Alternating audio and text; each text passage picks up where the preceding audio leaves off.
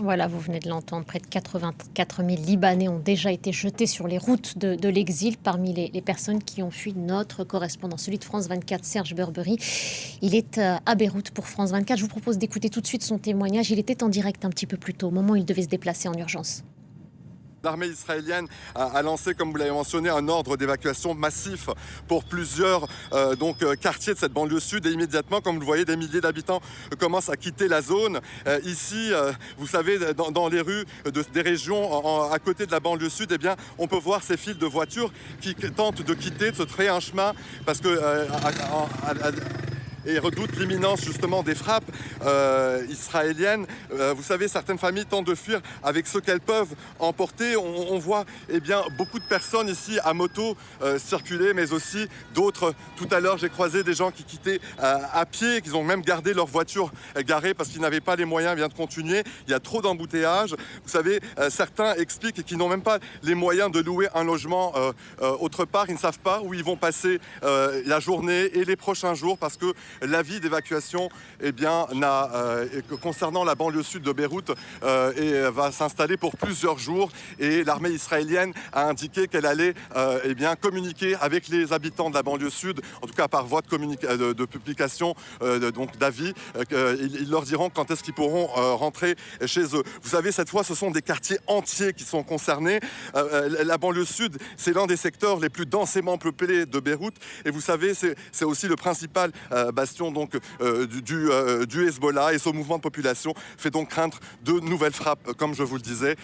Et les gens patientent dans les voitures. Et voilà, écoutez, vous pouvez voir, c'est vraiment la panique générale ici.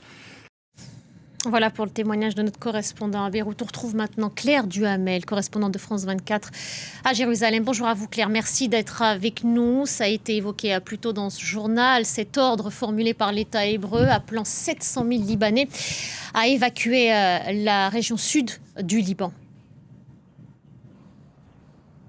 Bonjour Nabia.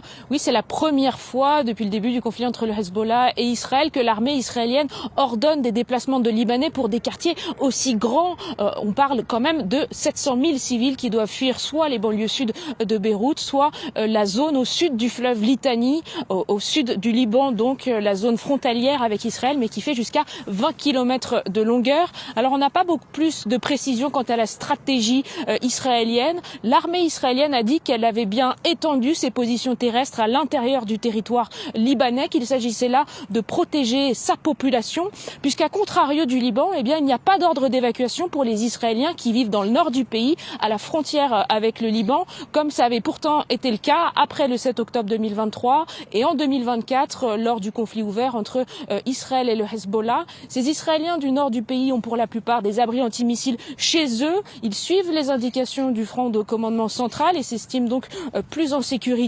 Néanmoins, le Hezbollah a revendiqué quelques dizaines de missiles contre Israël ainsi que des drones explosifs. Pas de victimes, disent les autorités israéliennes, mais bien deux impacts de missiles répertoriés dans le nord du pays, selon encore une fois les autorités israéliennes.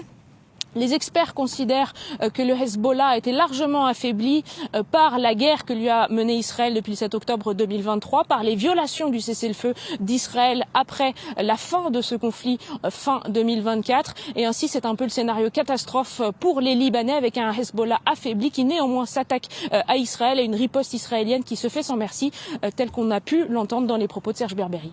Et en ce qui concerne, Claire, cette fois les gardiens de la révolution iraniens qui ont affirmé ce jeudi avoir visé l'aéroport international Ben Gourion à Tel Aviv. Ils disent aussi avoir touché une base aérienne dans la zone. Quelle est la situation au moment où l'on se parle et est-ce qu'il y a toujours beaucoup d'alertes ?